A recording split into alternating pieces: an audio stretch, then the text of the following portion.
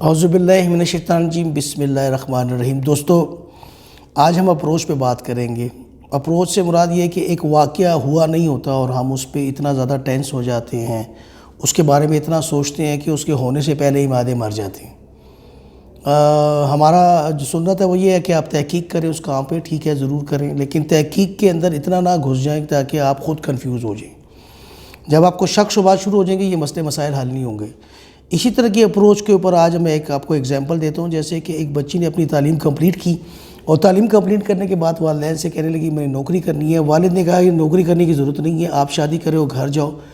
بیٹی کو اپروچ کا ایگزیکٹ پتہ تھا، اس نے ماں سے بات کی اور ماں سے کہا کہ میں جاب کرنا چاہتی ہوں۔ ماں نے باپ سے اجازت لے کے دے دی اور وہ جاب پہ آ گئی۔ باپ نے اجازت دی اور ساتھ میں 3-4 چیزیں بھی بتا دی، کیا کہ آپ کو میں اجازت دے رہا ہوں، لیکن کوئی ایسی چیز جو کہ غیر اخلاقی نظر آئی یا ٹائم پہ گئی اور ٹائم پہ نہیں آئی یا کوئی بات چیز ایسی ہوئی تو مجھے سمجھ میں آئی تو میں آپ کی جاب آپ سے چھڑوا سکتا ہوں۔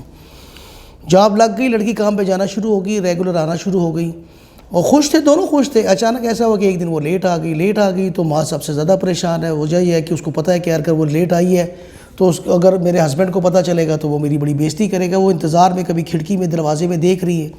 اچانک بیٹی لیٹ آئی، بیٹی ماں ہماری بھی ایسی ہے جو ملکہ جذبات کی طرح بولی کہ بھئی تم اتنی دیر تک لیٹ آئی ہو، تمہیں نہ اپنی عزت کا پاس ہے، نہ مجھے تمہیں اپنے گھر کا پاس ہے، نہ ہی تمہیں یہ پتہ ہے کہ والد صاحب غصے ہوں گے اور تم لیٹ آ گئی ہو۔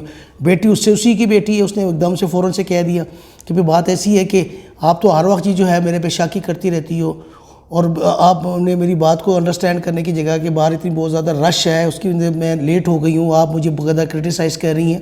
ان دونوں میں لڑائی ہوئی اور اچانک ایسا ہوا کہ بیٹی نے کہا کہ میں ناراض ہو گئی، دروازہ بند کر کے بیٹھ گئی اور کہا میں نے کھانا نہیں کھانا۔ ابھی باپ آیا نہیں ہے، اپروچ لگ گئی ہے اور دونوں کی لڑائی بھی ہو گئی ہے۔ سوچیں کہ اپروچ سے پہلے اپروچ